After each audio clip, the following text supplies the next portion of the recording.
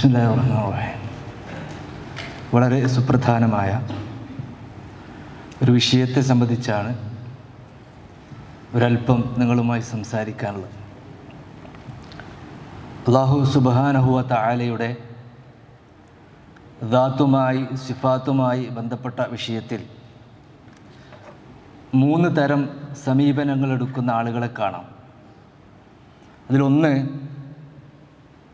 Doctor Usman സാഹിബിനെ പോലെയുള്ള ആളുകൾ മുൻപ് നിരീശ്വര നിർമ്മതവാദത്തിലായിരിക്കുമ്പോൾ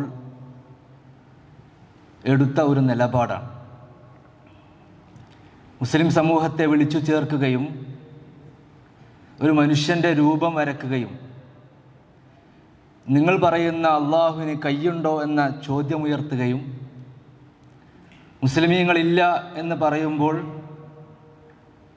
ആ കൈ മായ്ച്ചു കളയുകയും നിങ്ങൾ പറയുന്ന അള്ളാഹുവിന് കാലുണ്ടോ എന്ന ചോദ്യത്തിന് ഇല്ല എന്ന മറുപടി പറയുമ്പോൾ കാല് മായ്ച്ചു കളഞ്ഞ് ശരീരത്തിൻ്റെ ഓരോ അവയവങ്ങളെ സംബന്ധിച്ചും ഇതേ ചോദ്യങ്ങൾ ഉയർത്തിക്കൊണ്ട് മുസ്ലിം സമൂഹത്തോട് ചോദിച്ചപ്പോൾ ആ ശരീരത്തിൻ്റെ മുഴുവൻ ഭാഗങ്ങളെയും മായ്ച്ചു കളയേണ്ട അവസ്ഥയുണ്ടാവുന്നു.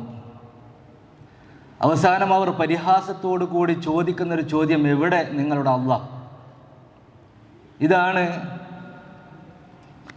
അല്ലാഹു സുബ്ഹാനഹു വ തആലയെ സംബന്ധിച്ച്, അവൻ്റെ ദാത്തിനെ സംബന്ധിച്ച് ഒരു ഭാഗം ആളുകൾ വിശ്വസിക്കുന്നത്.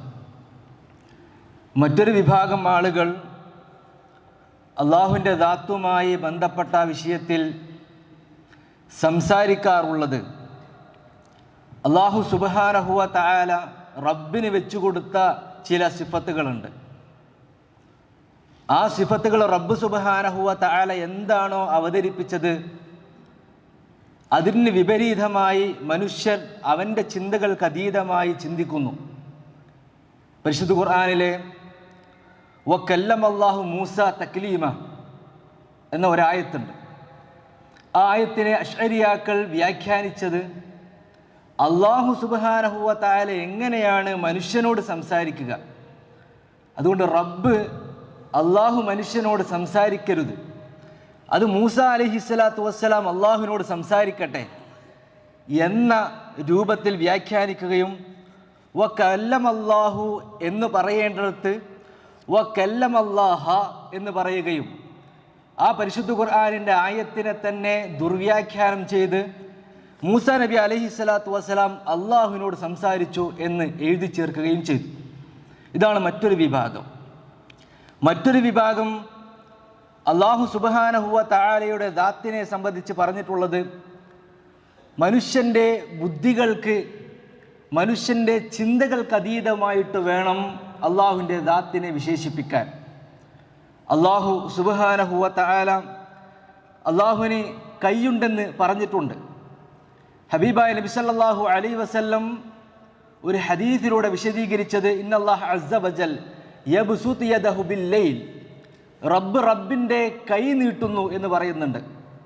അവിടെ നാം അള്ളാഹുവിന് കൈയുണ്ട് എന്നല്ല പറയേണ്ടത്, അവിടെ നാം പറയേണ്ടത് അള്ളാഹുവിന് ശക്തിയുണ്ട്, അള്ളാഹു ഉദാരനാണ്, അള്ളാഹു സഹായിക്കാൻ കഴിവുള്ളവനാണ് എന്നൊക്കെയാണ് അവിടെ പറയേണ്ടത് എന്ന രൂപത്തിലാണ് ചില ആളുകൾ വ്യാഖ്യാനിക്കാറുള്ളത്.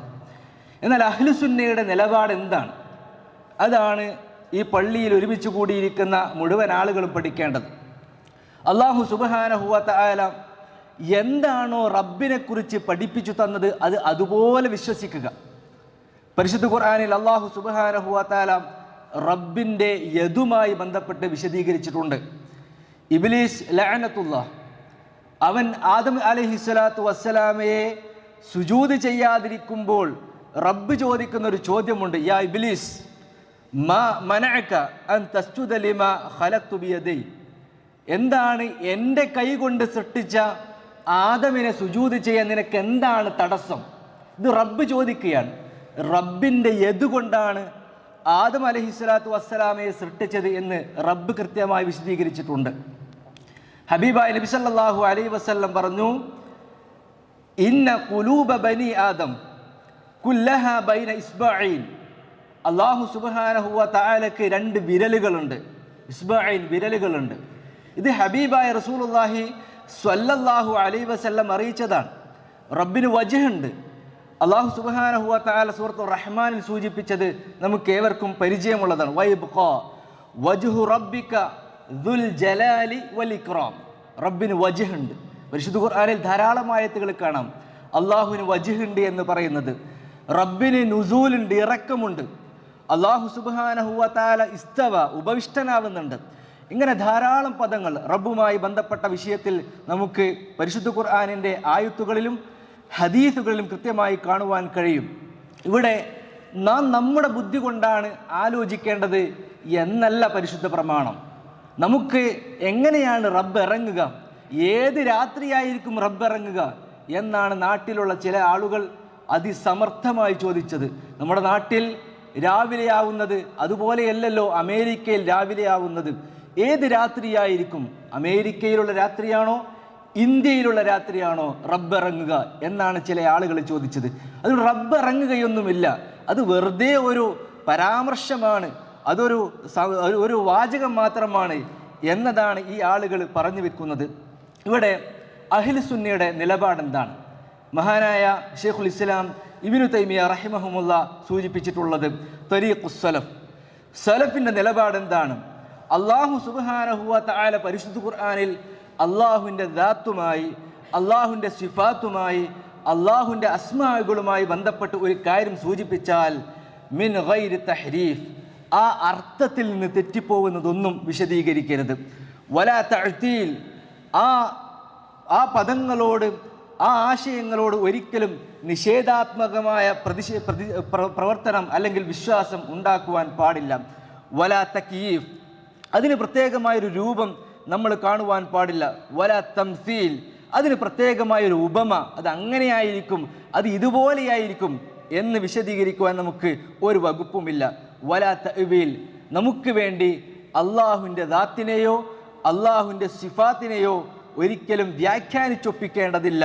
അള്ളാഹു സുബ്ഹാനഹു വ തആല പറഞ്ഞതുപോലെ ലൈസ കമിസ്ലിഹി ഷൈ, റബ്ബ് മാത്രമാണ്, അള്ളാഹു മാത്രമാണ്. അള്ളാഹു എന്താണോ നമുക്കറിയിച്ചത് അത് അതുപോലെ വിശ്വസിക്കുക. ഇമാം മാലിക് റഹിമഹുമുള്ളയോട് ചോദിച്ചത് എന്താണ് ഇസ്തിവാവുമായി ബന്ധപ്പെട്ട് നിങ്ങൾക്ക് പറയാനുള്ളത്? ഇമാം മാലിക് കൊടുത്ത ഉത്തരമാണ് സലഫിൻ്റെ ഉത്തരം. അൽ ഇസ്തിവാഉ മഅലൂം, ഇസ്തിവാ അറിയപ്പെട്ടതാണ്. വൽ കൈഫിയത്തു മജ്ഹൂൽ, അത് എങ്ങനെയാണ് എന്നുള്ള ചോദ്യം അതൊരിക്കലും നമുക്കറിയുന്നതല്ല, അത് റബ്ബുമായി ബന്ധപ്പെട്ട വിഷയമാണ്. എന്നാൽ വൽ ഈമാനു ബിഹി വാജിബ്, അള്ളാഹുവിൻ്റെ ഖുർആനിൽ പറഞ്ഞിട്ടുണ്ടെങ്കിൽ വിശ്വസിക്കൽ നിർബന്ധമാണ്. വസ്സുആലു അൻഹു ബിദ്അ, അതെങ്ങനെയാണ്, അതിൻ്റെ രൂപം എന്താണ്, ഏത് രൂപത്തിലാണ് എന്നുള്ള ചോദ്യം ബിദ്അത്താണ് എന്നതാണ് നാം മനസ്സിലാക്കേണ്ടത്. അതാണ് അഹ്ലുസുന്ന നമ്മളെ അറിയിച്ചിട്ടുള്ളത്. അല്ലാഹു സുബ്ഹാനഹു വ തആല കാര്യങ്ങളെ പഠിക്കാനുള്ള തൗഫീഖ് നൽകി അനുഗ്രഹിക്കട്ടെ. അസ്സലാമു അലൈക്കും വറഹ്മത്തുള്ളാഹി.